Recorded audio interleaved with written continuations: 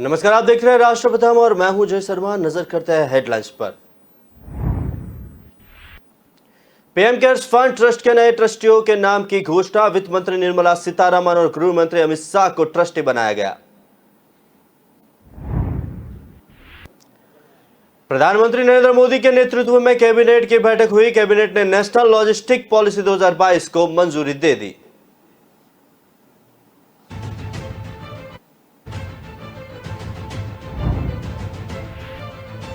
अध्यक्ष पद के चुनाव के लिए 10 प्रतिनिधियों के हस्ताक्षर जरूरी।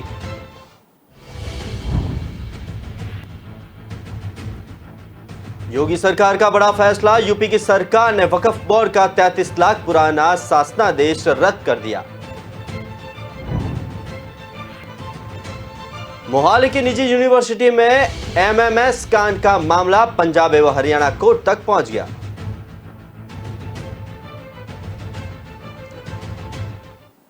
रुक करते हैं खबरों पर विस्तार से। पीएम केयर फंड ट्रस्ट के नए ट्रस्टियों के नाम की घोषणा बुधवार को हुई। इसमें रतन टाटा, पूर्व सुप्रीम कोर्ट जज जस्टिस केटी थॉमस, पूर्व लोकसभा उपाध्यक्ष करिया मुंडा, वित्त मंत्री निर्मला सीतारमण और गृह मंत्री अमित शाह को ट्रस्टी बनाया गया है। यह घोषणा प्रधानमंत्री नरेंद्र मोदी की अध्यक्षता वाली बैठक के एक दिन बाद हुई, जिसमें अमित शाह और निर्मला सीतारमण के साथ नए सदस्य भी शामिल हुए थे। ट्रस्टियों के बाद पीएम केयर्स फंड में सलाहकार बोर्ड भी बनाया गया, जिसमें कई मशहूर शख्सियतों को शामिल किया गया। इनमें भारत के पूर्व सीएजी राजीव महर्षि, इन्फोसिस फाउंडेशन के पूर्व अध्यक्ष सुधा मूर्ति, टीच फॉर इंडिया के सह संस्थापक और इंडी कोर्प्स ऑफ पिरामल फाउंडेशन के पूर्व सीईओ आनंद शाह भी शामिल है। केंद्र के आंकड़ों के मुताबिक 2022-21 के बीच पीएम केयर्स फंड के तहत कुल 7,000 करोड़ रुपए इकट्ठा हुए थे। वर्तमान में इस फंड का टोटल बैलेंस 10,900 करोड़ के आसपास है और पीएम मोदी की अध्यक्षता में पीएम केयर्स फंड की शुरुआत 28 मार्च 2020 को की गई थी। इस फंड के जरिए सरकार का मकसद कोविड-19 जैसी आपातकालीन और संकट की स्थिति में राहत मुहैया कराना था। यह फंड पूरी तरह से लोगों या संगठनों की तरफ से मिलने वाले स्वैच्छिक सहयोग से काम करता है। प्रधानमंत्री इसके अध्यक्ष है और इसके दिए जाने वाली हर रकम आयकर से पूरी तरह मुक्त है। ट्रस्टियों ने फंड में मिले योगदान को एक्सेप्ट किया और जिसमें 4,345 बच्चों को स्पोर्ट्स देने वाली पीएम केयर्स फॉर चिल्ड्रन योजना भी शामिल है। जुलाई 2022 में दिल्ली हाई कोर्ट ने सम्यक गंगवाल की याचिका पर केंद्र के जवाब दाखिल करने को कहा और जिस पर पीएम केयर्स फंड का स्टेटस घोषित करने की मांग की गई। दिल्ली हाई कोर्ट ने 16 सितंबर को संविधान और सूचना के अधिकार अधिनियम के तहत पीएम केयर्स फंड के लीगल स्टेटस पर जानकारी मांगी गई है।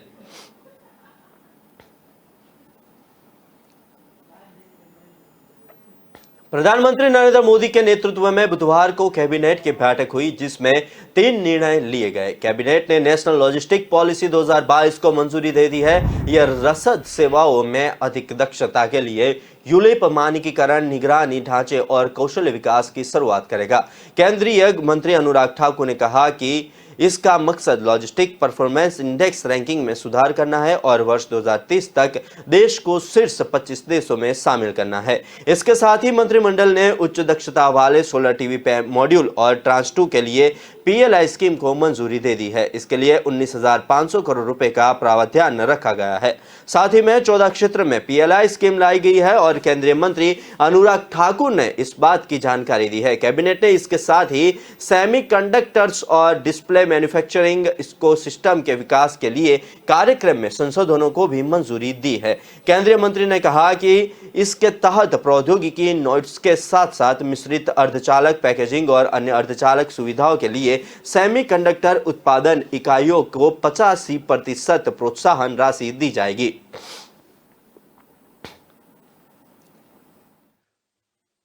प्रधानमंत्री नरेंद्र मोदी जी के नेतृत्व में की अध्यक्षता में आज कैबिनेट की बैठक हुई और आत्मनिर्भर भारत को और बढ़ावा देने के लिए, भारत में मेक इन इंडिया को बल देने के लिए आज की 3 जो निर्णय लिए गए हैं वो बहुत महत्वपूर्ण हैं। पहला, मैं ministry of new and renewable energy पर आना चाहूँगा। मंत्रिमंडल ने आज हाई एफिशिएंसी वाले सोलर पीवी मॉड्यूल्स के लिए पीएलआई स्कीम्स की ट्रांच 2 पर अनुमोदन किया है। आपको ज्ञात होगा इससे पहले भी पीएलआई स्कीम्स का बहुत लाभ मिला, चाहे वो मोबाइल मैन्युफैक्चरिंग के लिए था। एक समय था जब भारत दूसरा सबसे बड़ा आयात करने वाला देश था, आज दूसरा सबसे बड़ा मोबाइल मैन्युफैक्चरर बनकर उभरा है। 14 सेक्टर्स में अलग अलग प्रोडक्शन लिंक इंसेंटिव स्कीम्स लाई गई हैं, चाहे वो टेलीकॉम हो, नेटवर्किंग प्रोडक्ट्स हो, आईटी हार्डवेयर हो, फार्मा सेक्टर हो, स्पेशलिटी स्टील हो या फूड प्रोसेसिंग से लेकर ड्रोन के सेक्टर हो। लेकिन आज मैं अपने आप को सोलर पीवी मॉड्यूल पे पहले आप पे आना चाहूँगा, जिसकी आज जैसे अप्रैल 2021 में 4500 करोड़ रुपये का प्रावधान पहली स्कीम में किया गया था और जिसके अंतर्गत चयनित 3 कंपनियों ने सोलर पीवी मॉड्यूल्स के बनाने के लिए 8.7 गीगावाट की क्षमता के उत्पादन की कैपेसिटी यहाँ पे बनाने की शुरुआत की है, जिसका काम चल रहा है। ये फुली इंटीग्रेटेड प्रोजेक्ट्स आ रहे हैं और इस पर लगभग 20,000 करोड़ रुपये की इन्वेस्टमेंट आ रही है। जो पहले ट्रांच की अगर मैं बात करूँ तो आज जिसके लिए मंजूरी दी गई वो क्यों ज़रूरी है? क्योंकि 2030 तक का जो लक्ष्य जो रखा है वो प्रधानमंत्री जी ने 500 गीगावाट का रिन्यूएबल एनर्जी का रखा है और उसमें से बड़ा चंक जो है वो 280 गीगावाट का सोलर पावर का है और इसलिए बड़ी मात्रा में सोलर पीवी मॉड्यूल्स की आवश्यकता पड़ती है और वर्तमान में इसे काफ़ी हद तक आयात किया जाता है, यानी कि हमारी निर्भरता दूसरे देशों पर है और इसके रिक्वायरमेंट को देखते हुए सोलर पीवी के लिए पीएलआई स्कीम का विस्तार करने का निर्णय किया गया है। पहले के जो 4500 करोड़ स्वीकृत हुए थे, उसके अलावा ये सोलर पीवी मॉड्यूल्स के लिए जो ट्रांच 2 के लिए 19,500 करोड़ रुपये आज मंजूर किया गया है, जिसका प्रावधान रखा गया है। अगर पिछले पूर्व अनुमोदित स्कीम में अगर आप देखेंगे तो एक ही ऑक्शन विंडो रखी गई थी और उसमें कंपनियों के चयन में ऐसे मैन्युफैक्चरर्स को प्राथमिकता दी गई थी जो fully integrated solar PV plant स्थापित करेंगे, यानी कि उसमें पॉलीसिलिकॉन से लेकर वेफर। जो अध्यक्ष पद का चुनाव लड़ना चाहते हैं उनको 10 प्रतिनिधियों के हस्ताक्षर की जरूरत होगी। अगर 10 प्रतिनिधि किसी व्यक्ति को मनोनीत करे और वो हाँ बोले तो वो नामांकन स्वीकार किया जाएगा। कांग्रेस अध्यक्ष चुनाव पर कांग्रेस केंद्रीय चुनाव प्राधिकरण अध्यक्ष मधुसूदन मिस्त्री ने ये बात बताई। कांग्रेस अध्यक्ष पद के चुनाव के लिए मची उथल पुथल के बीच कांग्रेस सांसद शशि थरूर ने कांग्रेस केंद्रीय चुनाव प्राधिकरण के अध्यक्ष मधुसूदन मिस्त्री से मुलाकात की। इस दौरान उन्होंने कहा कि थरूर मिले, उन्होंने चुनाव को लेकर सवाल जवाब किए, वो संतुष्ट हो गए। उन्होंने कहा कि 24 को किसी को भेजकर पर्चा मंगवा लेंगे, लगता है वो लड़ेंगे। गहलोत लड़ते हैं तो वो अध्यक्ष और मुख्यमंत्री रह सकते हैं, लेकिन पार्टी और वो तय करेंगे, मेरा कोई लेना देना नहीं है। राहुल समेत भारत जोड़ो यात्री पोस्टल बैलेट के जरिए वोट दे सकेंगे। बता दें कि इससे पहले गहलोत ने कहा कि मुझे कांग्रेस की सेवा करनी है, जहां भी मेरा उपयोग है मैं वहां तैयार रहूंगा। अगर पार्टी को लगता है कि मेरी मुख्यमंत्री के रूप में जरूरत है या अध्यक्ष के रूप में ज्यादा जरूरत है तो मैं मना नहीं कर पाऊंगा। गहलोत ने कहा कि अगर मेरा बस चले तो मैं किसी पद पर नहीं रहूं, मैं राहुल गांधी के साथ सड़क पर उतरूं और फांसीवादी लोगों के खिलाफ मोर्चा खोलूं।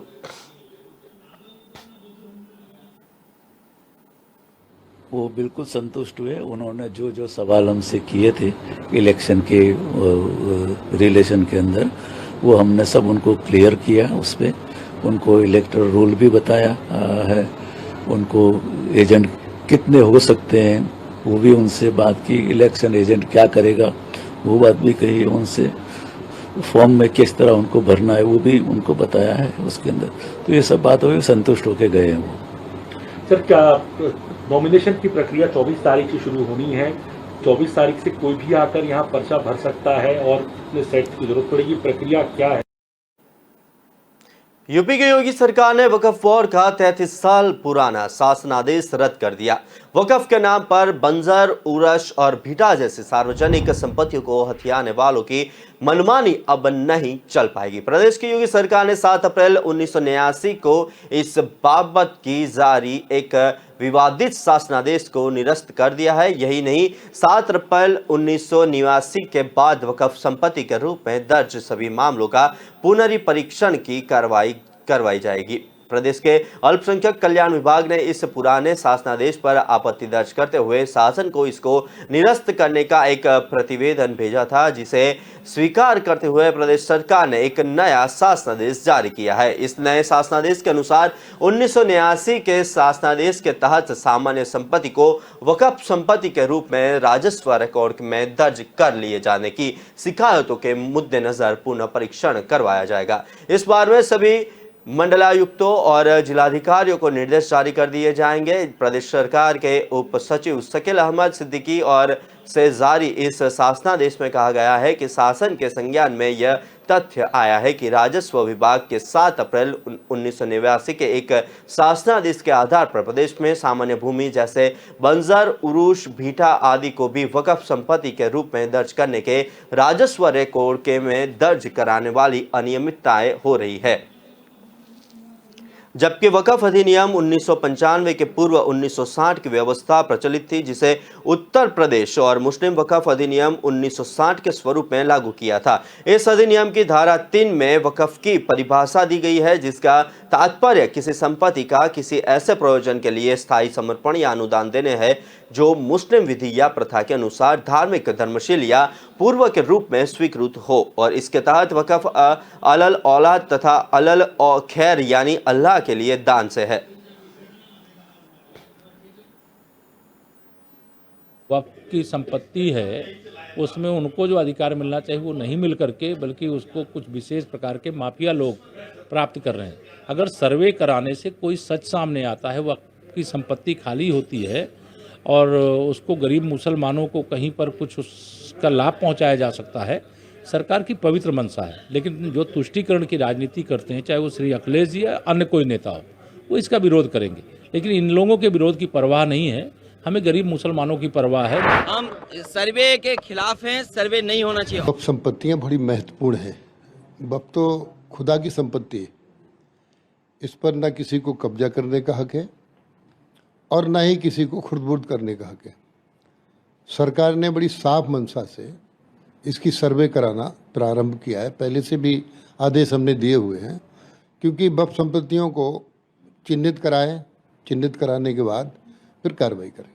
सर्वे वो कोई भी कराए, सरकार का अधिकार होता है। और जहाँ तक मैंने कुछ बयान पढ़े हैं, बहुत सारे जो मुस्लिम लीडर्स, उन्होंने इसको कहा भी है कि सर्वे होना चाहिए, बिल्कुल होना चाहिए, पर किसी भी द्वेष की भावना से नहीं होना चाहिए। यदि कहीं कोई किसी को दिक्कत है, वो कहे, हम बिल्कुल निष्पक्ष न्याय कराएंगे, ये हमारी जिम्मेदारी है। इन सब चीज़ों में उलझा करके उलझे रहे और लोगों को भी उलझाते रहे।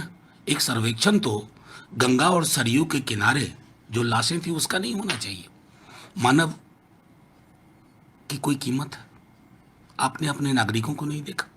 वो सर्वेक्षण जरूरी नहीं है कोविड को लेकर के। सर्वेक्षण इस बात को जरूरी नहीं है कि महंगाई क्यों चरम पे है, बेरोजगारी क्यों चरम पे है। करिए ये सब, लेकिन हेडलाइन मैनेजमेंट की आदत से और यूं कहूं कि लत से, इस व्यसन से आगे निकलिए। वक्फ बोर्ड्स हैं, हर वक्फ बोर्ड में सर्वे कमिश्नर होता है, जिसकी रिस्पॉन्सिबिलिटी होती है कि जो वक्फ प्रॉपर्टीज़ हैं उनका सर्वे करे। सर्वे के साथ साथ वो कब वक्फ में इंदराज हुई कि नहीं हुई, कहाँ से आई, किसने दिया, उसमें क्या हो रहा है, ये सारी रिस्पॉन्सिबिलिटी वक्फ बोर्ड्स की होती है। लेकिन ज़्यादातर वक्फ बोर्ड अपनी इस रिस्पॉन्सिबिलिटी को नहीं निभाते। उत्तर प्रदेश की सरकार हो या अन्य राज्यों की सरकार हो, उनकी सामाजिक रिस्पॉन्सिबिलिटी भी है, संवैधानिक रिस्पॉन्सिबिलिटी भी है कि वक्फ प्रॉपर्टीज़ का प्रॉपर सर्वे होना चाहिए। उनका उपयोग हो रहा है कि दुरुपयोग हो रहा है, उसकी जानकारी उन्हें लेना चाहिए। और वक्फ माफियाओं के चंगुल में कैसे आई और कब आई और क्या हो रहा है, उसमें ये सारी चीज़ें जानकारी होनी चाहिए। उच्चतम न्यायालय ने बुधवार को सत्र अदालत को धन शोषण के मामले में सत्येंद्र जैन की जमानत याचिका को अन्य न्यायाधीश के पास स्थानांतरित करने की प्रवर्तन निदेशालय की याचिका पर 22 सितंबर को सुनवाई शुरू करने का निर्देश दिया। उच्चतम न्यायालय ने कहा कि कोई भी आरोपी अपनी जमानत याचिका की शीघ्र सुनवाई का हकदार है। न्यायमूर्ति डीवाई चंद्रचूड़ की अध्यक्षता वाली 3 न्यायाधीशों की पीठ ने राउज एवेन्यू अदालत के प्रमुख जिला एवं सत्र न्यायाधीश को सुनवाई के लिए याचिका पर विचार करने को कहा। पीठ में न्यायमूर्ति हिमा कोहली और न्यायमूर्ति पीएस नरसिम्हा भी शामिल थे। उन्होंने कहा कि हम स्पष्ट करना चाहते हैं कि याचिका स्थानांतरण के फैसले से असंतुष्ट कोई भी पक्ष कानून के मुताबिक उचित उपायों का अनुरोध कर सकता है। जमानत की सुनवाई का मंच जिला न्यायाधीश के फैसले पर निर्भर करेगा। प्रधान जिला एवं सत्र न्यायाधीश विनय कुमार गुप्ता ने 19 सितंबर को जमानत पर सुनवाई की कार्यवाही पर रोक लगा दी थी और मामले में जैन और अन्य 6 आरोपियों को प्रवर्तन निदेशालय के एक आवेदन पर नोटिस जारी किया था, जिसमें मामला दूसरे न्यायाधीश को स्थानांतरित करने का अनुरोध किया गया था। ईडी ने भ्रष्टाचार रोकथाम अधिनियम के तहत 2017 में आम आदमी पार्टी के नेता के खिलाफ दर्ज केंद्रीय अन्वेषण ब्यूरो की एक प्राथमिकी के आधार पर जैन एवं अन्य 2 लोगों के खिलाफ मामला दर्ज किया था। जैन पर उनके संबंध 4 कंपनियों के जरिए धन शोधन करने का आरोप है।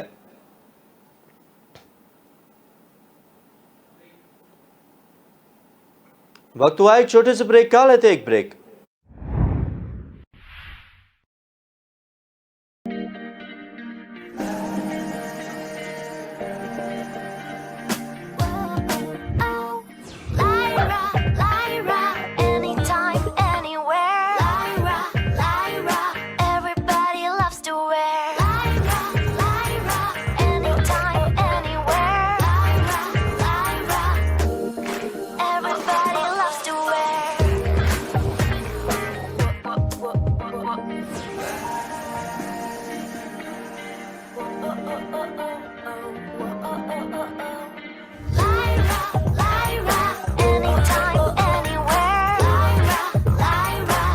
My life, my Lyra.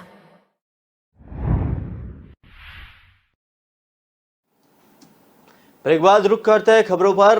Harsimrat Kaur Badal के पंजाब कांग्रेस के नेताओं तथा मान सरकार पर निशाना साधा है। उन्होंने अपने ट्विटर के अकाउंट पर ट्वीट किए हैं। उन्होंने ट्वीट में एक अंग्रेजी अखबार की खबर की कटिंग लगाई है। इसके साथ ही कैप्शन में उन्होंने लिखा कि पंजाब में कोई भी सुरक्षित नहीं है। पंजाब कांग्रेस के नेताओं तथा आम आदमी पार्टी के संरक्षण में जेलों में बैठकर ही गैंगस्टर अपने आतंक का राज चला रहे हैं और कानून प्रवर्तन एजेंसियां मुखदर्शक बनकर रह गई है। उन्होंने अपने इस ट्वीट पर रिट्वीट करते लिखा कि गैंगस्टरों पर लगाम लगाने के लिए आम आदमी पार्टी की सरकार द्वारा बनाई गई टास्क फोर्स ने लंबे दावों के बावजूद वे जनता को खुलेआम धमका रहे हैं।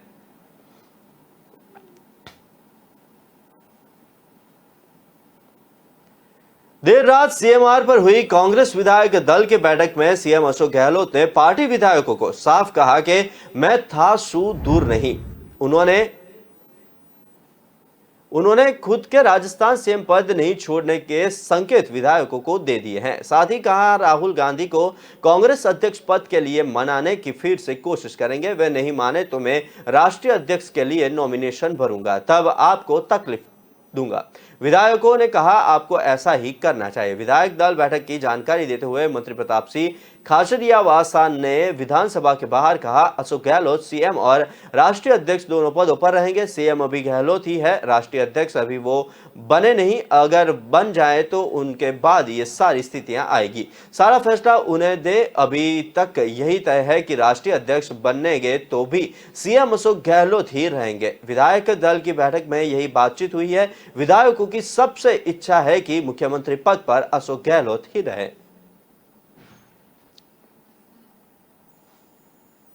मुख्यमंत्री अशोक गहलोत जी की अध्यक्षता में विधायक दल की मीटिंग हुई। खुद मुख्यमंत्री जी ने सब विधायकों को डायरेक्शन दिए कि विधायक दल की मीटिंग नहीं हुई थी और मैं 3 दिन के लिए बाहर जा रहा हूं, कल दिल्ली जा रहा हूं, उसके बाद वो कोची जाएंगे। तो उन्होंने कहा उसके बाद महाराष्ट्र में भी उनका कोई प्रोग्राम है। तो उन्होंने पूरा डायरेक्शन दिया विधानसभा में कैसे क्या करना है और सरकार की जो योजनाएं है वो कम नहीं है। विधानसभा में बीजेपी के झूठ का मुंह तोड़ जवाब देना है सबको।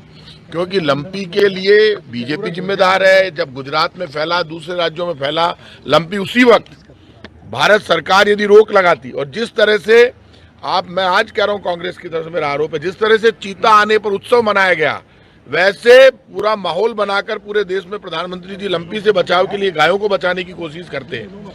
तो जैसे चीता को आप लाकर इतना हंगामा कर रहे हो, तो गोमाता जिसके दम पर आप सरकार में आए उसको आप करते कोशिश, तो उनको बहुत ज्यादा बचाया जा सकता था। बीजेपी राजनीति कर रही है, और ऐसे में मुख्यमंत्री जी दिल्ली जाएंगे, दिल्ली जाकर उसके बाद वापस आएंगे 3 दिन बाद। तो उन्होंने पूरा डायरेक्शन दिया, पूरी डिस्कस हुई।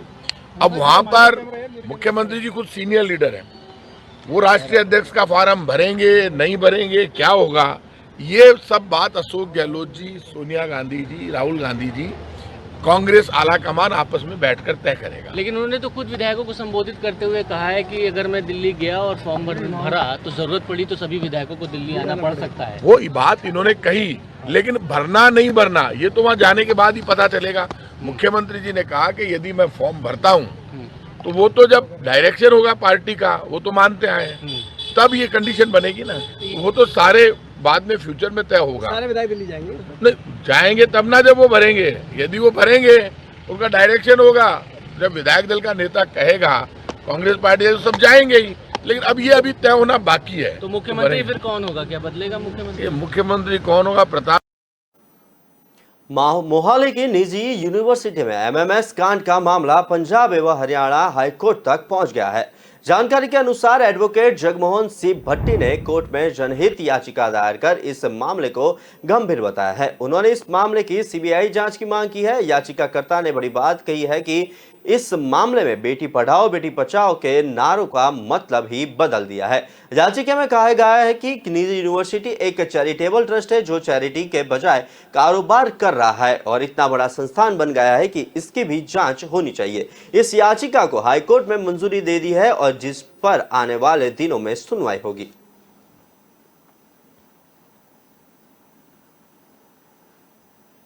प्रतिष्ठित एशिया प्रशांत प्रसारण विकास संस्थान AIBD में भारत की अध्यक्षता को 1 वर्ष के लिए और बढ़ाया दिया गया है। नई दिल्ली में आयोजित संस्थान के 2 दिवसीय आम सम्मेलन में AIBD सदस्य देशों का सर्वसम्मति से यह निर्णय लिया गया है। वर्तमान में प्रसार भारती के मुख्य कार्यकारी अधिकारी और दूरदर्शन के महानिदेशक मयंक कुमार अग्रवाल AIBD के अध्यक्ष और सम्मेलन का उद्घाटन केंद्रीय सूचना और प्रसारण, युवा मामले और खेल मंत्री अनुराग सिंह ठाकुर ने किया था। इस अवसर पर सूचना और प्रसारण, मत्स्य पालन, पशुपालन और डेयरी राज्य मंत्री डॉक्टर एल मुरुगन और सूचना एवं प्रसारण मंत्री के सचिव अपूर्व चंदा भी उपस्थित थे। यूनेस्को और तत्वावधान में 1977 में स्थापित एशिया प्रशांत प्रसारण विकास संस्थान एशिया और प्रशांत के लिए इलेक्ट्रॉनिक मीडिया विकास के क्षेत्र में संयुक्त राष्ट्र आर्थिक और सामाजिक आयोग के देशों की सेवा करने वाला एक विशिष्ट क्षेत्रीय अंतर सरकारी संगठन है। AIBD नीति और संस्थान विकास के माध्यम से एशिया प्रशांत क्षेत्र में एक जीवंत और सामंजस्यपूर्ण इलेक्ट्रॉनिक मीडिया वातावरण बनाने के लिए प्रतिबद्ध है। AIBD के वर्तमान में 26 पूर्ण सदस्य है, जिसमें 43 संगठनों का प्रतिनिधित्व है और 50 संबद्ध सदस्य है और 19 से 20 सितंबर को 2022 को नई दिल्ली में आयोजित 77वें AIDB वार्षिक सभा 20 का AIBD आम सम्मेलन और संबंधक बैठकों में कई तरह की चर्चाएं, प्रस्तुतियां और विचार आदान प्रदान सत्रों का आयोजन किया गया, जिसमें विशेष रूप से महामारी के बाद में युग में प्रसारण के एक मजबूत भविष्य का निर्माण विषय पर ध्यान केंद्रित किया गया। सहकारी गतिविधियों और विनिमय कार्यक्रमों के लिए एक पंचवर्षीय योजना भी निश्चित की गई। सभी भागीदार देशों और सदस्य प्रसारकों ने एक स्थायी प्रसारण वातावरण, नवीनतम प्रौद्योगिकी, जानकारी, उच्चतम विषय वस्तु निर्माण और विभिन्न सहकारी गतिविधियों के लिए संयुक्त रूप से कार्य करने का संकल्प लिया। भाजपा के राष्ट्रीय अध्यक्ष JP नड्डा ने कहा कि PM मोदी के नेतृत्व में केंद्र सरकार भारतीय शिक्षा प्रणाली को मजबूत करने का काम कर रही है। इसी के तहत नालंदा विश्वविद्यालय को फिर से प्राचीन वैभव देने के लिए प्रधानमंत्री द्वारा 2700 करोड़ रुपए आवंटित किए गए हैं। नड्डा गुजरात के गांधीनगर में आयोजित प्रोफेसरों के शिखर सम्मेलन को संबोधित कर रहे थे, तब उन्होंने ये कहा कि भारतीय जनता पार्टी के राष्ट्रीय अध्यक्ष जेपी नड्डा ने कहा कि आज प्रधानमंत्री नरेंद्र मोदी के नेतृत्व में देश में शिक्षा पर जोर दिया गया है। एक समय था जब हम बात करते थे कि जीडीपी का 3% और 4% या 5% शिक्षा पर खर्च होना चाहिए। हमारा यह भी कहना था कि शिक्षा को नजरअंदाज किया जाता है, लेकिन अब ऐसा नहीं है। गुजरात भाजपा की ओर से आयोजित शिखर सम्मेलन को संबोधित करते हुए नड्डा ने आगे कहा कि मगर आज हम यह कह सकते हैं कि हमारे यहाँ जो शिक्षण संस्थान है वे पुनरुद्धार के पथ पर है। इस बात को ध्यान में रखते हुए नालंदा विश्वविद्यालय को फिर से प्राचीन वैभव देने के लिए प्रधानमंत्री द्वारा 2700 करोड़ रुपए आवंटित किए गए हैं, जो कि एक सराहनीय पहल है। नड्डा ने कहा कि भारत विद्या का केंद्र रहा है और विश्वविद्यालय के जन्मदाता भी भारत ही है। गुरु शिष्य की परंपरा, गुरुकुल की हमारी ही बहुत पुरानी परंपरा है। अब हम अपने अच्छे शिक्षण संस्थानों को दुनिया में भी स्थापित करने पर काम कर रहे हैं। Indian institute of technology Bharat में तो यही है। हमारा प्रयास है अब विदेशों में भी इंडियन इंस्टीट्यूट ऑफ टेक्नोलॉजी खुले, वहां भी हम योगदान कर सके, इस पर भी हम काम कर रहे हैं। ये महायज्ञ है और इसके लिए 5 साल की कठोर तपस्या हुई है। कंसल्टेशन का प्रोसेस हुआ है। नई एजुकेशन पॉलिसी में 2.5 लाख ग्राम पंचायतों को इन्वॉल्व किया गया, 2.5 लाख ग्राम पंचायतों को, और लगभग 12,500 लोकल बॉडीज को इन्वॉल्व किया गया, जहां से सारे शिक्षकों को, सभी लोगों को इन्वॉल्व करके एजुकेशन पॉलिसी बनाई गई है। 675 डिस्ट्रिक्ट्स में डिस्कशन हुई है। 15 लाख सजेशंस आए हैं और 15 लाख सजेशंस में से 2 लाख सजेशंस माने गए हैं।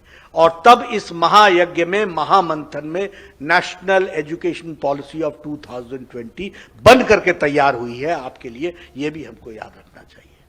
इसलिए आप लोग बहुत भाग्यशाली हैं कि आज आप उस शिक्षा को आगे प्रोपोगेट करने वाले हैं जो आजाद भारत में आजादी के एहसास के साथ भारत की शिक्षा नीति बनकर के आपके सामने आई है और भारत की मिट्टी से निकल करके आई है, भारत की सरजमी से निकल करके आई है, और वह शिक्षा नीति को आप आगे बढ़ाने वाले हैं। मैं बहुत सी बातें आपको बताना चाहूंगा आगे चल करके, लेकिन हां, मैं ये कह सकता हूं कि 2020 का जो नेशनल एजुकेशन पॉलिसी है वो मल्टी डिसिप्लिनरी इन अप्रोच है। अब मल्टी डिसिप्लिनरी अप्रोच को आप समझ लीजिए। मैथमेटिक्स मेरी इच्छा थी, मेरी रुचि थी, लेकिन मैं सोशल साइंटिस्ट बनना चाहता था। No, you have to take either mathematics और take arts. Now it is multidisciplinary, it's flexible. You can take mathematics, but at the same time you can take social sciences also. You can take human sciences also. अब ये flexibility उसमें डालने का प्रयास हुआ है और इसीलिए शिक्षा को नैरो थिंकिंग से निकाल करके ब्रॉड थिंकिंग में डालने का प्रयास हुआ है और यह आजाद भारत की आजाद शिक्षा नीति का तरीका है। इसको भी हमको समझना है। उसी तरीके से ये कॉग्निटिव लर्निंग की तरफ भी ये विशेष करके ध्यान देता है और इनोवेटिव थिंकिंग को। अब आपको भी मालूम है, हम लोगों ने भी एमए पास किया, आपने भी एमए पास किया है, एमएससी किया होगा या जो भी किया होगा। हम लोग तो आर्ट्स वाले थे, तो हम लोगों को बता दिया जाता था कि ये 20 क्वेश्चंस हैं, इन 20 क्वेश्चंस को फिर लोग रटना शुरू करते थे। How did Bismarck modernise Turkey, how did Germany do this, how did that happen, ऐसे ही होता था। और हम अच्छे फ्लावरी लैंग्वेज में अच्छा नोट्स बनाते थे, उसको रट लेते थे। एक तरफ से शुरू होता था एग्जामिनेशन हॉल में, वॉमिट करके आ जाते थे पूरे का पूरा। ऐसा ही नहीं था क्या? एम आई राइट और wrong? If I am right then I वक्त हुआ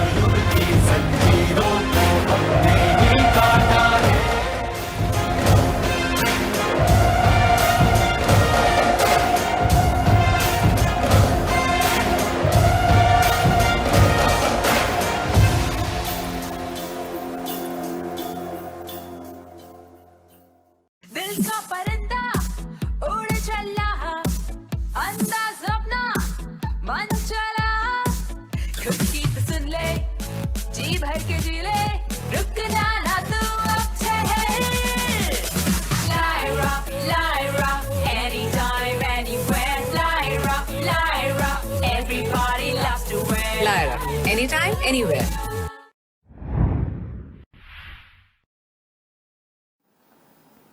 एक बात रुक करते हैं खबरों पर। राजद के राष्ट्रीय अध्यक्ष लालू प्रसाद यादव ने बुधवार को भाजपा पर जमकर निशाना साधा। उन्होंने कहा कि मैं अपनी आइडियोलॉजी पर मजबूती से कायम हूं। कई पार्टियों ने भाजपा के साथ समझौता कर घुटने के टेक दिए, लेकिन ना मैं झुका हूं और ना ही कभी झुकूंगा। भाजपा हमारी सबसे बड़ी दुश्मन है। अगर मैं झुक जाता तो मुझे इतने दिन जेल में नहीं रहना पड़ता। राजद राज्य परिषद की बैठक में राजद के राष्ट्रीय अध्यक्ष लालू प्रसाद यादव ने कहा कि मैं जल्द ही नीतीश कुमार के साथ मिलकर दिल्ली जाकर सोनिया गांधी से मुलाकात करूंगा। राहुल गांधी की यात्रा के बाद राहुल से भी मुलाकात करूंगा। 2024 में हम भाजपा सरकार को सत्ता से बाहर कर देंगे। इस बीच बिहार के उप मुख्यमंत्री तेजस्वी यादव ने कहा कि हमारा लक्ष्य 2024 में 40 सीट महागठबंधन को जिताना है और मैं अपने सभी लोगों से कहना चाहता हूं कि अब उछल कूद नहीं करना है, शांति से अपना काम करना है और लोगों को जोड़ना है। अति पिछड़ा समाज, दलित, अंतिम पायदान के लोग और गरीबों को हम जोड़ना है।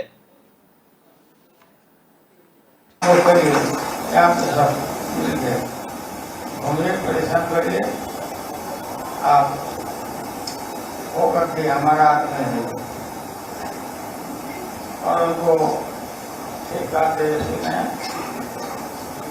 जनरल राज का राग शुरू कर दिया बीजेपी द्वारा। तो जनरल राज का तिलक लगा रहा है, आहत है सब, इनको कोई मौका नहीं देना है। ये सब सत्ता जो गया वो आना चाहता है, लौटेगा नहीं हो। 24 में भाजपा को हम लोग उखाड़ कर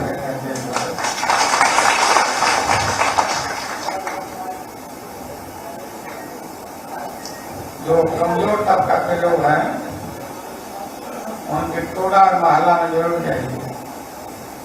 देखिए कोई दवा तो नहीं रहा है, उसके साथ खड़ा हो गया तो आपके साथ खड़ा हो। जो हमारे संसद भाई हैं, अभी देखिएगा किशनगंज के इलाका में, अररिया के इलाका में उत्साह आके घूम रहे हैं। जरूर के मन में ताला है, चाहता है अपने आपस में लगा के और हम पूरे शक्ति को प्राप्त करें। हम लोग से बात होते रहती है। आप लोग को भी पूरा ध्यान रखना है इन चीजों के साथ, कभी भी कमजोरी नहीं करना है। मस्जिद पर जाके झंडा फहराता है। हनुमान जी का हनुमान चालीसा मस्जिद के बाहर पढ़ता है। क्या पाखंड है, क्या बदमाशी है, इरिटेट करता है वो। ये भाई और हम लोग फिर काम पूरा करना मस्जिद पर चढ़ जाता है, झंडा फहरा देता है और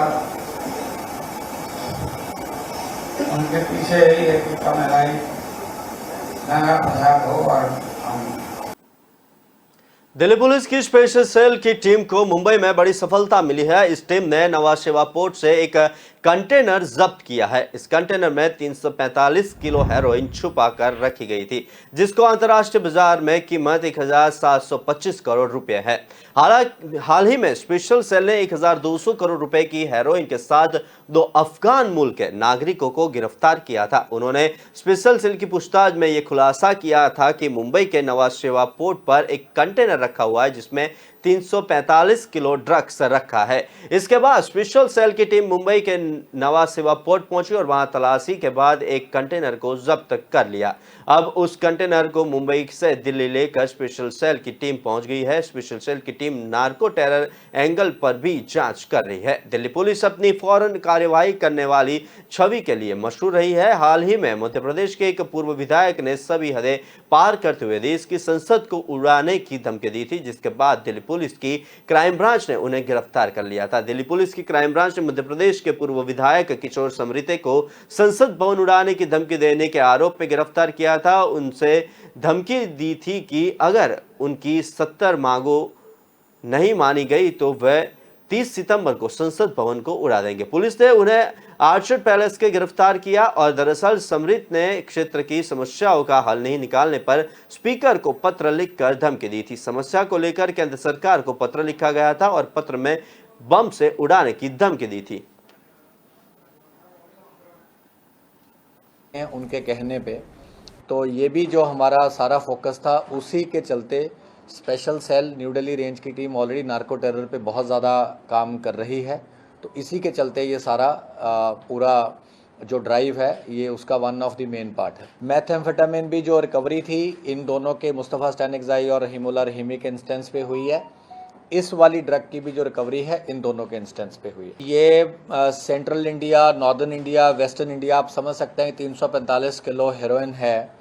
और अगर नोट करते हैं जैसे जो इसके एंड रिटेल लेवल पे जो काफ़ी लोग इसका सेवन करते हैं तो वो तो 1 ग्राम को भी 10-10 में स्प्लिट करके करते हैं। तो इसकी तो फिर आगे फर्दर डिस्ट्रीब्यूशन बड़ी रिटेल लेवल पे है और बड़े लोग हैं जिनकी ज़िंदगियां जो घर बर्बाद हो गए। तो आई वुड से कि ये जो दोनों सीजर्स हैं they are a very big positive step in preventing damage to lot of families and their individuals lives। देखिए अगर देखा जाए कि ये जो बड़े तस्कर हैं ड्रग्स के, ये भी अलग अलग पोर्ट को चूज़ कर रहे हैं। पहले वेस्टर्न इंडिया के पोर्ट्स को चूज़ किया, फिर सदर्न इंडिया में चेन्नई पोर्ट सामने आया, अब जवाहरलाल नेहरू पोर्ट ट्रस्ट का नाम सामने आया। तो अलग अलग पोर्ट से कोशिश करते हैं, अलग अलग तरीके से अलग अलग चीज़ों में कंसील करके, और ये कोशिश ये भी करते हैं जैसा कि यहाँ भी हमने देखा इसमें भी एक्सट्रैक्शन करनी थी फर्दर इन्होंने, तो काफ़ी बार ये अलग अलग चीज़ों में उसको मिक्स करते हैं और इनको पता होता है कैसे उसको एक्सट्रैक्ट करना है। अब अगर किसी चीज़ का वॉल्यूम बाय वेट 99% है और ड्रग 1%, तो इतना ईजी नहीं है किसी भी एजेंसी को जान पाना कि उसमें ड्रग है कि नहीं है। तो इतनी लो क्वांटिटी 1-2% रखते हैं और इनको पता रहता है कि कौन सी कंसाइनमेंट में ये है। जब लास्ट टाइम हमने मेथ का भी सीजर किया था तो वो जो सिलिका के बैग्स थे, तो ऐसे पता नहीं चलता ओपन अगर आप सिलिका को देखते हैं और हेरोइन को मेथ को देखते हैं, क्योंकि वो भी क्रिस्टल फॉर्म में है, लेकिन उसमें जो बैग्स थे उन पे एक बार एक्स्ट्रा डला हुआ था। क्योंकि आप देखिए ना 20,000 kg है ये टोटल कंसाइनमेंट। अगर आप 50 किलो का भी एक बैग लगाते हैं तो आपका ये मतलब it runs into hundreds of bags. और फिर आप बाहर देखेंगे पूरा कंटेनर है। अब हमारी टीम को भी एक नॉर्मल ट्रक में तो कंटेनर भी नहीं आया, बहुत बड़ा ट्रांसपोर्ट व्हीकल ऑर्गेनाइज करना पड़ा, 5 हाइड्रा ऑर्गेनाइज करने पड़े कंटेनर को उतारने के लिए। तो उस तरीके से देखा जाए तो इस पे बहुत ही I would say not only it is quantity of seizure, it is the huge volume of effort also which has gone qualitative and quantitative to lead to this. Jammu संभाग के जिला पुंछ में नियंत्रण रेखा पर सेना की गढ़ी बटालियन की तरफ से सोमवार को जिले में पहली बार पैराग्लाइडिंग के ट्रायल का आयोजन किया गया था और इसमें गढ़ी बटालियन की तरफ से विशेष तौर पर हिमाचल प्रदेश से बुलाए गए पैराग्लाइडिंग में एक महारत रखने वाले 2 लोगों ने गुलपुर गांव के विभिन्न स्थानों के पैराग्लाइडिंग का अंजाम देते हुए सफल उड़ान भरने और नीचे उतरने को अंजाम दिया। मंगलवार दोपहर बाद सेना की तरफ से हिमाचल प्रदेश से आए पैराग्लाइडर लोगों के सामने प्रतिभा का प्रदर्शन करेंगे। सेना की तरफ से पहली बार इस प्रकार का आयोजन किया जाने में जिले में साहसिक पर्यटन की संभावनाओं को तलाश करने एवं भविष्य में उनकी स्थापना कर जिले के युवाओं को इसके माध्यम से रोजगार उपलब्ध कराना है। वहीं हिमाचल से आए पैराग्लाइडर्स ज्योति ठाकुर ने कहा कि हमने अपने साथी के साथ अलग अलग स्थानों में पैराग्लाइडिंग करते हुए सफलतापूर्वक उड़ान भरी और सुरक्षित जमीन पर उतरे हैं। यहाँ पैराग्लाइडिंग की अधिक संभावनाएं हैं। अगर एक क्षेत्र में सुविधाएं विकसित की जाएगी तो यहाँ इस प्रकार के एडवेंचर टूरिज्म को बढ़ावा दिया जा सकता है। बहुचर्चित अपहरण मामले में दिवंगत पूर्व मुख्यमंत्री मुफ्ती मोहम्मद सईद की बेटी और पीडीपी अध्यक्ष महबूबा मुफ्ती की बहन रूबिया सईद बुधवार को जम्मू के टाड़ा कोर्ट में पेश हुए। कोर्ट ने रूबिया को 1989 में उनके अपहरण से संबंधित मामले के संबंध में जीरा के लिए पेश होने के लिए कहा था। सीबीआई की वकील मोनिका कोहली ने बताया कि रूबिया सईद को आज जम्मू के टाड़ा कोर्ट में पेश किया गया। रूबिया की बाकी आरोपियों के साथ जीरा की गई है। अब आतंकी एवं प्रतिबंधित जम्मू कश्मीर लिबरेशन फ्रंट के प्रमुख यासिन मलिक से जीरा किया जाना बाकी है। यासिन मलिक को 20 अक्टूबर को दोबारा जीरा के लिए बुलाया जाएगा। कोर्ट ने तिहाड़ जेल से यासिन मलिक को पेश करने का आदेश दिया है। वही अपनी मांगों के अनुसार सुनवाई के लिए उपस्थित रहेगा। 1989 में रूबिया सईद का अपहरण हो गया था। तब रूबिया को छोड़ने के लिए आतंकियों ने 5 आतंकियों को रिहा करने की मांग की थी। बाद में सरकार ने आतंकियों को छोड़ा, जिसके बाद आतंकियों ने रूबिया को छोड़ा था। मामले की जांच सीबीआई कर रही है। यह मामला अब टाड़ा कोर्ट में है। यासिन मलिक पर एयरफोर्स के 5 कर्मियों की हत्या का केस भी दर्ज है। यासिन मलिक को टेरर फंडिंग मामले में दिल्ली की विशेष अदालत में उम्र कैद की सजा सुनाई गई है।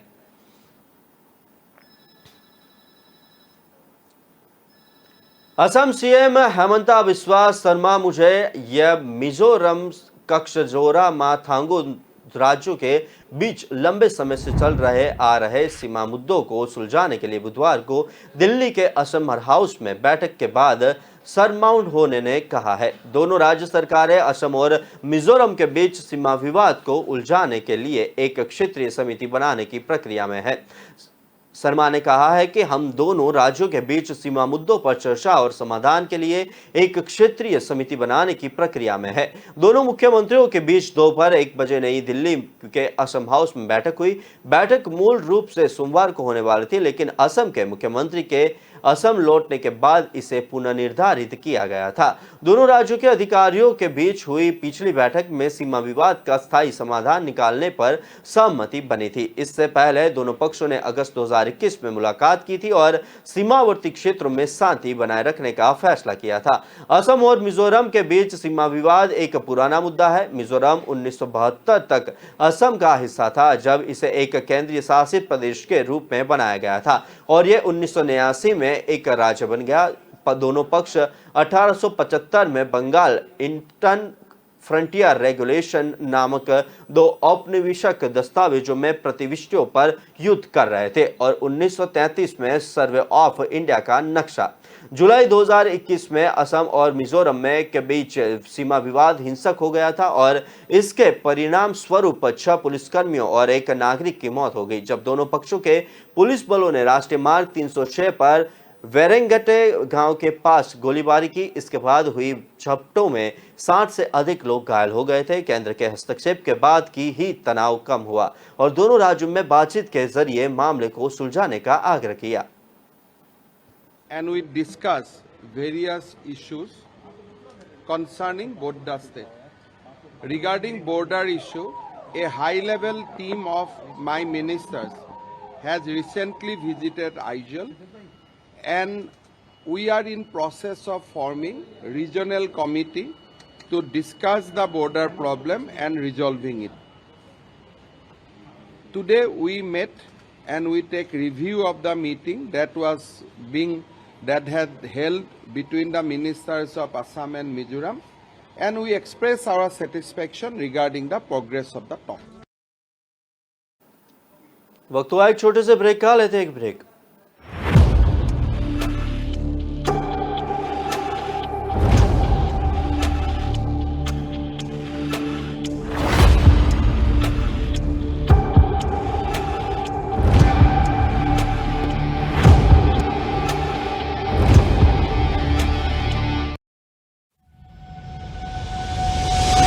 लहरों से डरकर नौका पार नहीं होती, कोशिश करने वालों की कभी हार नहीं होती।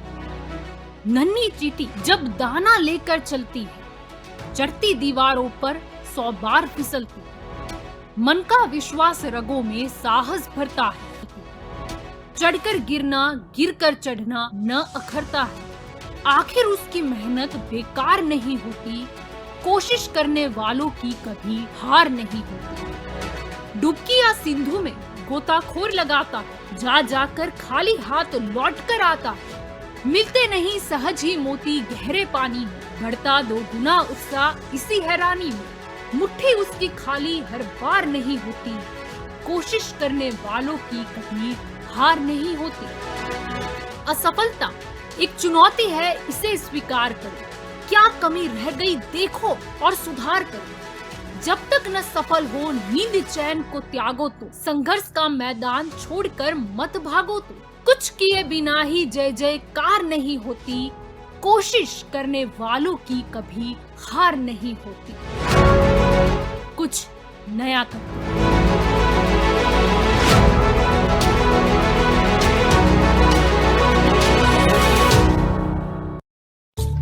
चाय तैयार है। मैं चेंज करके आती हूँ। मैं चेंज करके आती हूँ। मैं चेंज करके आती हूँ। लायरा का नया कलेक्शन, बहाने कम पड़ जाएंगे पर स्टाइल्स नहीं। Lyra, time to style.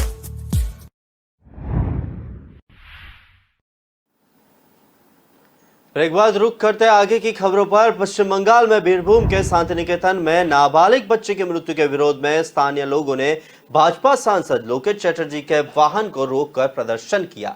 मंगलवार 20 सितंबर को शांति निकेतन थाना अंतर्गत एक मकान की छत से एक नाबालिग बच्चे का शव बरामद किया गया था। भाजपा सांसद लोकेश चटर्जी ने कहा कि मैं यहाँ राजनीति करने नहीं आया हूँ, यह सही नहीं है। जिस बच्चे की मृत्यु हुई है मैं उसके लिए यहाँ आई हूँ। आज यह बच्चा था, कल शायद कोई और हो।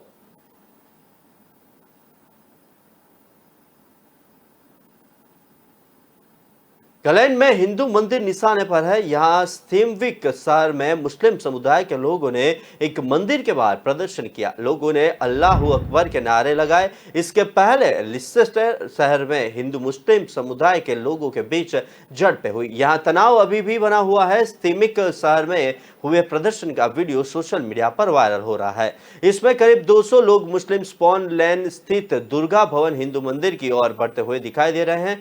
सूचना मिलते ही पुलिस मौके पर पहुंची। ऑफिसर्स ने लोगों को रोकने की कोशिश की, लेकिन कुछ लोग मंदिर की दीवारों पर चढ़ने लगे। हिंदू और मुस्लिम समुदाय के लोगों के बीच झड़पों की शुरुआत 28 अगस्त को दुबई में भारत के खिलाफ खेले गए एशिया कप मैच में पाकिस्तान की हार के बाद हुई थी। इसके बाद से ही शांति से प्रदर्शनों की अपील की जा रही है। सोशल मीडिया पर इसके लिए पोस्टर जारी किए गए हैं। बर्मिंघम वर्ल्ड की एक रिपोर्ट के मुताबिक स्थीमविक में अपना मुस्लिम नाम के एक सोशल मीडिया अकाउंट के जरिए दुर्गा भवन हिंदू मंदिर के बाहर शांतिपूर्ण विरोध का आह्वान किया गया था।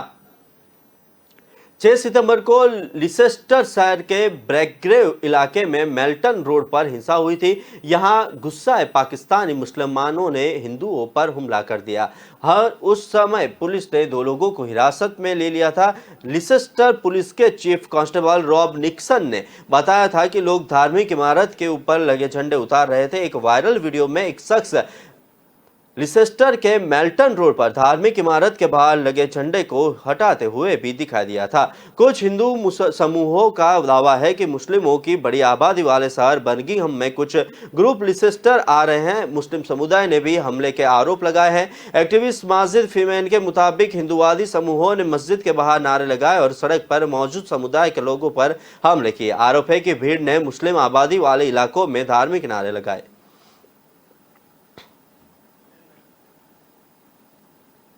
गुजरात दंगों के मामले में सबूतों घटने में आरोप में अहमदाबाद मजिस्ट्रेट की अदालत में तीस्ता सितलवाड़, आरबी श्रीकुमार और संजीव भट्ट के खिलाफ आरोप पत्र दायर किया गया है। सुप्रीम कोर्ट ने 2 सितंबर को तीस्ता सितलवाड़ को अंतरिम जमानत दी थी। उन्होंने 2002 के गुजरात दंगों के मामलों में निर्दोष लोगों को फंसाने के लिए कथित रूप से दस्तावेज बनाने के आरोप में गिरफ्तार किया गया था। इस दौरान सुप्रीम कोर्ट ने हैरत जताई थी कि गुजरात हाई कोर्ट ने कार्यकर्ता तीस्ता सितलवाड़ की जमानत याचिका को 19 सितंबर को सुनवाई के लिए क्यों सूचीबद्ध किया है। हाईकोर्ट द्वारा राज्य सरकार को नोटिस दिए जाने के 6 सप्ताह बाद शीर्ष अदालत ने अपनी प्रतिक्रिया देते हुए सरकार से तीस्ता की याचिका पर जवाब मांगा था।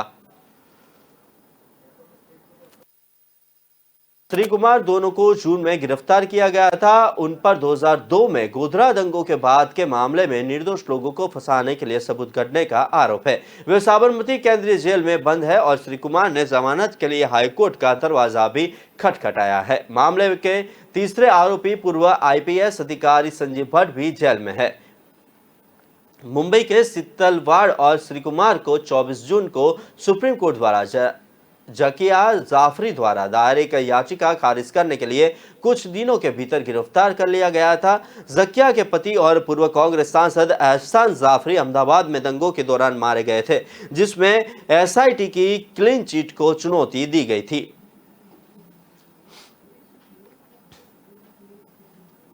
पंजाब की भारतीय जनता पार्टी ने आप सरकार द्वारा 22 सितंबर को बुलाए गए विधानसभा के स्पेशल सेशन को फर्जी बताया।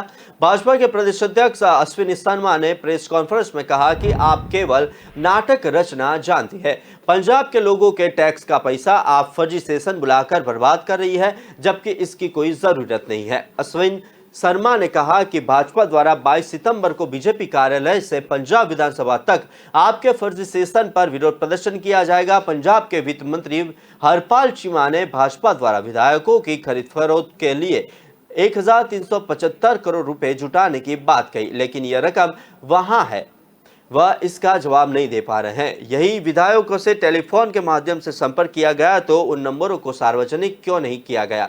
उन्होंने कहा कि आपका कोई विधायक इस संबंध में किसी से मिला तो वह जगह कौन सी थी, इसकी जानकारी भी सार्वजनिक नहीं की जाई। और आपने लोटस ऑपरेशन की ऑडियो वीडियो रिकॉर्डिंग होने की बात कही, लेकिन वे रिकॉर्डिंग भी कहीं सामने नहीं आई। अश्विनी शर्मा ने कहा कि आपके पास 92 विधायक है, बावजूद इसके सदन बुलाने का भाजपा पुरजोश विरोध करती है। उन्होंने कहा कि यह गैर जरूरी था। अब सेशन के बाद आप स्वयं को शाबाशी देगी कि कोई विधायक बिकाऊ नहीं था। इस प्रकार के नाटक करना आपकी आम बात है। उन्होंने कहा कि यदि सेशन बुलाना था तो रेत बजरी पर बुलाते। पंजाब में कानून व्यवस्था सुधरे, यहाँ नशा खत्म के लिए क्या करे, इस सभी समस्याओं पर सदन बुलाते, लेकिन गैर जरूरी कार्यों में पैसा और समय बर्बाद करने वाली भ्रष्ट आप सरकार महज एडवर्टाइजमेंट सरकार है।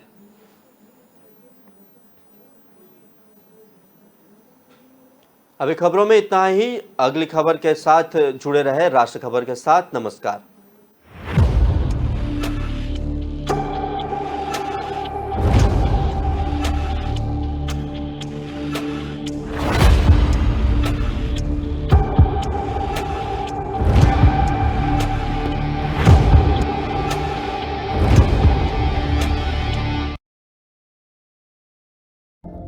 धरती जयकारा गगन है सारा गू